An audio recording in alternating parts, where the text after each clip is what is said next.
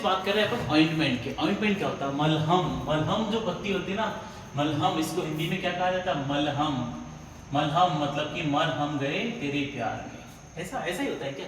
It should भी ऐसा होता है क्या? मुझे नहीं पता यार, बता देना कुछ भी डाउट है ना तो यू कैन आस्क अस, क्योंकि यहीं से अपने कंसेप्ट थोड़े थोड़े ना हम लोगों की ट्यूनिंग बैठेगी, कुछ कंसेप्ट करेंगे, कुछ डिस्कशन करेंगे, इट शुड बी गुड। तो ऑइंटमेंट इज ए ग्रीसी और oily semi solid preparation usually medicated that can be applied externally to the skin in order to heal, soothe और protect. It is viscous semi solid preparation used topically on a variety of body surface. So अगर अपन normal बात करें तो ointment is a oily, greasy, ointment is a oily, greasy or semi solid preparation or semi solid preparation or semi solid preparation usually medicated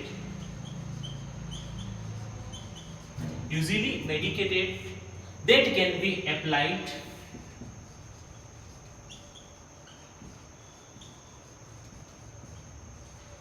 externally,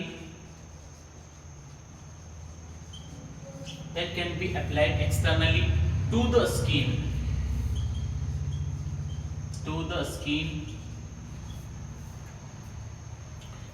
in order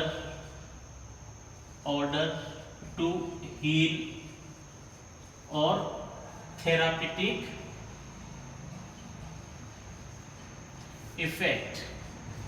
ठीक है, ये क्या है कि आपकी जो प्रिपरेशन होती है ना ऑइंटमेंट, वो क्या होती है कि ग्रीसी होगी, मतलब कि थोड़ा इसमें सॉफ्टनेस बहुत अच्छी रहेगी, सेमी सॉलिड फॉर्म में रहेगा, मेडिकेशन उसमें प्रेजेंट रहेगा, और उसको आप एक्सटर्नली मतलब बाहर ही आप स्किन के ऊपर ही उसको अप्लाई करना रहेगा। क्या करेगी? या तो हील करेगी, किसी घाव को भरेगी, या फिर उसका थेरापेटिक इफेक्ट वो प्रोड्यूस करेगी। तो इसीलिए इसको क्या है, semi solid preparation, it should be containing medicated preparation, it used to the skin heal और for therapeutic effects. So it is very good for us or any physicians because it has a very good properties. All of these things are very good. So अब next जो बात करेंगे मलहम के बारे में, what is application, what basically इसका होता क्या है। तो इसकी प्रॉपर्टीज बात करें तो ये क्या है कि ये है ना आइडियल प्रॉपर्टी, ये वाउंड हीलिंग को बहुत अच्छे से भर लेती है। तो एक तो वाउंड हीलिंग में जो भी आपका घाव होगा ना उसको हील काफी फास्टली करेगी। उसके बाद में नेक्स्ट जो अपन बात करें तो इसका सेंसिटाइजेशन इंडेक्स है ना, सेंसिटाइजेशन इंडेक्स क्या होगा, वो बहुत ही लो रहेगा, डिक्रीज रेट में रहेगा, सेंसिटिविटी इसमें होगी ही नहीं। उसके बाद में ये फार्मास्यूटिकल एलिगेंस है, मतलब इसको बहुत ही रफ एंड टफ रामबाण की तरह काम में लिया जाता है। उसके बाद में इरिटेशन तो प्रोड्यूस ही नहीं करेगा, मतलब बहुत ही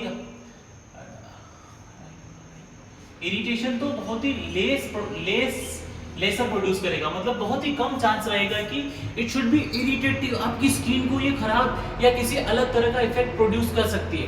तो ये कुछ उसकी बेसिकली आइडियल प्रॉपर्टीज रहती है। अब अपन बात करेंगे इसके एडवांटेज और डिसएडवांटेज। मलहम का एडवांटेज और डिसएडवांटेज क्या क्या हो सकते हैं। तो अपन फर्स्ट बात करेंगे एडवांटेज, फिर सेकंड वन बात करेंगे डिसएडवांटेज। ओके, सो एडवांटेज की बात करें तो इसकी फर्स्ट ऑफ ऑल हैंडलिंग बहुत ही इजी रहती है, हैंडलिंग इजी, बहुत ही ज्यादा इजी रहती है। उसके बाद में क्या है कि है ना ग्रीसी हैंडलिंग इजी रहेगी। उसके बाद में पेशेंट के लिए भी है ना कन्वीनियंट है, पेशेंट के लिए बहुत ज्यादा कन्वीनियंट रहेगी। और अगर आपका पेशेंट चिल्ड्रन है या फिर एल्डरली पेशेंट है ना तो उनके लिए भी ये बहुत ही इजीली ये मिल जाती है, और चीपर भी रहती है, और फ्लेक्सिबल, इसकी डोज है ना फ्लेक्सिबिलिटी रहती है, फ्लेक्सिबिलिटी रहती है। उसके बाद में नेक्स्ट डिसएडवांटेज की बात करें तो ये ना अगर जिनके शरीर पे है ना बाल ज्यादा है ना तो उनके लिए hard to use hairy skin में थोड़ा दिक्कत रहती है इस फॉर्मुलेशन के साथ में। नेक्स्ट जो बात करेंगे वो है कि ये थोड़ा ग्रीसी अपीयरेंस रहता है।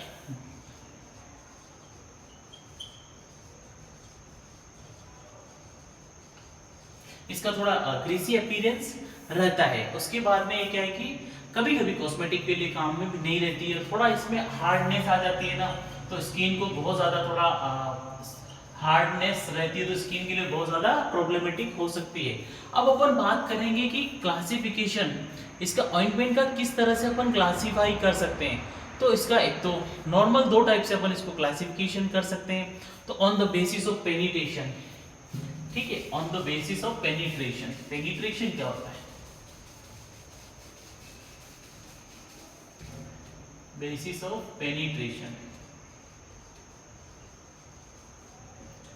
पेनिट्रेशन, ठीक है। On the basis of penetration में क्या है कि epidermis ointment,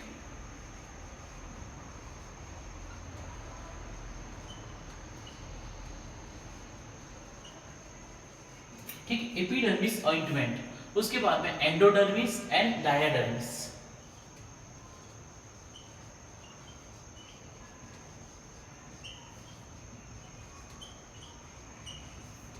third one is the डायाडर्मिस।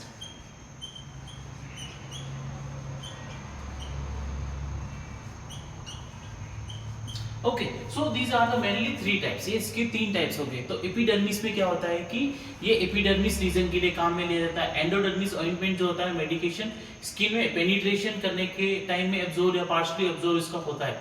और ये जो थर्ड वाला जो डायाडर्मिक है, स्किन प्रोड्यूस सिस्टमेटिक इफेक्ट इसमें प्रोड्यूस करते हैं। तो अब नॉर्मल जो इसकी बात करें अपन टाइप्स ऑफ एंटी ऑइंटमेंट कौन कौन से हो सकते हैं, तो एंटीबायोटिक्स ऑइंटमेंट होंगे, एंटी फंगल ऑइंटमेंट होंगे, एंटी इंफ्लेमेटरी ऑइंट होंगे, एंटी प्यूराइटिक ऑइंटमेंट होंगे, एस्ट्रिंजेंट ऑइंटमेंट होंगे, एंटी एक्जामेटिक ऑइंटमेंट होंगे, केराटोलाइटिक ऑइंटमेंट होंगे, एंटी डेंड्रफ ऑइंटमेंट होंगे। मतलब बहुत सारे ऑइंटमेंट आपकी है ना, ओवरऑल पूरी बॉडी के लिए इसकी फॉर्मुलेशन बनेगी। मतलब आपको अगर सिर में कोई दिक्कत है तो हेयर के लिए भी आजकल ऑइंटमेंट आता है, आपके फुट में कोई दिक्कत है तो भी आएगा, आपको फीवर है, बुखार है तो भी आएगा, आपका खून गाढ़ा पड़ रहा है, थ्रोम्बोलाइटिक है तो भी आएगा, आपको कोई वायरल इन्फेक्शन हो रहा है तो भी आपका ऑइंटमेंट एप्लीकेशन होगा। मतलब ऐसी कोई भी फॉर्मुलेशन नहीं होगी जिसमें आपका ऑइंटमेंट अवेलेबल नहीं है। मतलब इसका बहुत ज़्यादा मेडिसिनल यूज किया जाता है। अगर किसी भी तरह का आपको कोई भी दिक्कत आती है तो ऑइंटमेंट ही सबसे प्रायोरिटी में, मतलब आपकी कोई भी फॉर्मुलेशन होगी या कुछ भी होगा तो उसके साथ में ऑइंटमेंट प्रिस्क्राइब किया जाएगा। मतलब ऑइंटमेंट के बिना आपका काम ही नहीं हो सकता है। तो आपको क्या है कि ऑइंटमेंट के बारे में पता होना चाहिए। It is very important for us. अब इसके बात करेंगे मेथड्स ऑफ प्रिपरेशन। आप ऑइंटमेंट बनाओगे कैसे, इसके मेथड में फर्स्ट मेथड जो आता है फ्यूजन मेथड, ठीक है। फ्यूजन मेथड क्या होता है, तो फ्यूजन मेथड में क्या है कि सेवरल सॉलिड पार्टिकल्स उसमें प्रेजेंट होते हैं, जैसे कि व्हाइट बीजवैक्स हो गया, एसिटाइल अल्कोहल का, स्टीराइल अल्कोहल का, स्टीरिक एसिड हो गया, हार्ड पैराफिन हो गया, ये सारे इसमें प्रेजेंट हो गए। तो इनको कंपोनेंट को क्या कि बेस बनाया जाता है। बेस बनाने के बाद में इनको मेल्टिंग प्रोड्यूस की जाती है। मेल्टिंग के बाद में आपको जो एक मेथड, फर्स्ट मेथड आता है कि इनको कंपोनेंट्स को मेल्टिंग करेंगे और उनको डिक्रीजिंग ऑर्डर में, फिर मेल्टिंग मतलब कि decreasing order in the sense कि फर्स्ट जो पहले मेल्ट होगा, मतलब जो ज्यादा स्टेबल कंट्रोल होगा उसको फर्स्ट मेल्ट किया जाए, उसके बाद सेमी स्टेबल को, फिर पूरे स्टेबल को, इस तरह से मतलब डिक्रीजिंग ऑर्डर में आप सबसे ज्यादा लास्ट में जो आपका मोम होगा, बीजवैक्स होगा, उसको आप मेल्टिंग के लिए डालोगे।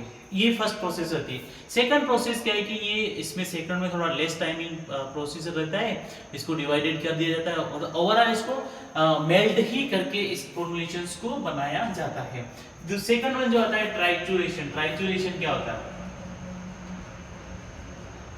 ट्राइचुरेशन प्रोसेस में क्या होता है कि पार्टिकल इनसोल्युबल मेडिकेशंस होती है ना, उनको पर्टिकुलर डिस्ट्रीब्यूट कर जाता है, उनको ग्राइंडिंग किया जाता है, ग्राइंडिंग के बाद स्मॉल अमाउंट में बेस बनाने के लिए उनको डिस्ट्रीब्यूट किया जाता है, उनको इंग्रेडिएंट को डाइल्यूट किया जाता है, डाइल्यूटेड अमाउंट में। फिर उसके बाद में सॉलिड्स को जो फाइनली प्रोडक्ट पास किया जाता है, सिप्स के द्वारा उनको पास किया जाता है। सिप्स कौन कौन सी हो सकती है आपकी, सिर्फ 250 नंबर की होगी, 185 नंबर्स की होगी, इनको फाइन पाउडर में कन्वर्ट करना बहुत ही जरूरी होता है। और फाइन पाउडर में कन्वर्ट होने के बाद में ही अब उसमें कोई केमिकल ऑइंटमेंट प्रिपेयर होता है, जो कि इसमें कोई केमिकल रिएक्शंस नहीं होना बहुत ही जरूरी रहती है।